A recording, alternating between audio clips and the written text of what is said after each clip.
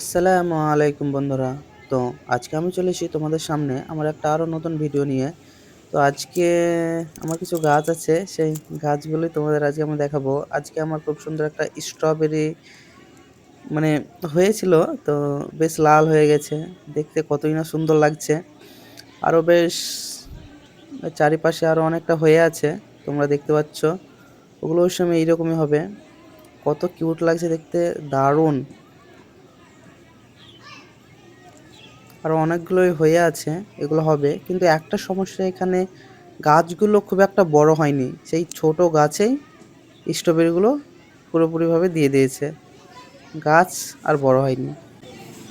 আমার পাশেই দেখতে পাচ্ছ এই গোলাপের গাছটা, তো গোলাপ হয়েছিল অনেকগুলাই, হনুমানে নষ্ট করে দিয়েছে, অনেক কুড়ি ধরেছিল, এখানে একটাই হয়েছে গোলাপ, তোমরা দেখতে পাচ্ছ ওটাই, বেশ একদম লাল, একদম খয়েরি টাইপের সেই গোলাপগুলো হচ্ছে। তো বেশ, তোমরা এখানে গাঁদা দেখতে পাচ্ছ কালো হয়ে গেছে। যাই হোক, ঠান্ডার সিজনটা চলে যাচ্ছে, তার জন্য ফুলগুলোও আস্তে আস্তে নষ্ট হয়ে যাচ্ছে। এইটা তোমার চন্দ্রমল্লিকা, দেখতে পাচ্ছ বেশ দারুণ লাগছে, পানি দেওয়া হয়নি তার জন্য দুই একটা কালো কালো হয়ে গেছে, কিন্তু বেশ দারুণ ফুল। এইটা পেয়ারার গাছ,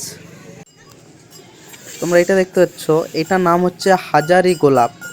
অনেক গোলাপ হয় একসাথে, থোক্কা থোক্কা যাকে বলে না, গোলাপ হয়, ছোট ছোট হয় একটু। এই যে তোমরা এই ফুলটা দেখতে পাচ্ছ, সেম ওইরকমই অনেকটি হবে একসাথে, এক জায়গাতে 10টা 12টা করে গাছ যদি বড় হয়, চারি সাইডে পুরোটাই একদম গাছে ভর্তি হয়ে যাবে, নাই ফুলে ভর্তি হয়ে যাবে। তো হাজারি গোলাপ অবশ্যই, কিন্তু এগুলো শুধু ঠান্ডা সিজনের জন্যই, গরমের সিজনে এগুলো গাছ হবে না। তোমরা এই জবা ফুলটা দেখতে পাচ্ছ, কতই না সুন্দর লাগছে দেখতে, মনে হচ্ছে রূপ দেখাচ্ছে, কি দেখো আমার রূপ দেখো। তো সেই একটা ব্যাপার, যদিও ভালো লাগছে, অবশ্যই ভালো লাগছে। তারপরে তোমরা দেখতে পাচ্ছ এটা গোলাপ, এটা 12 মাসই হবে, গোলাপটা গরমের সময় হবে বা ঠান্ডার সময়ও হবে। তো অনেকগুলো ফুল হয়েছিল, মরে গেল, আবার নতুন বেরোচ্ছে, আবার শেষ হচ্ছে। তো বন্ধুরা, আজকের ভিডিওটা এই পর্যন্তই। আসসালামু আলাইকুম।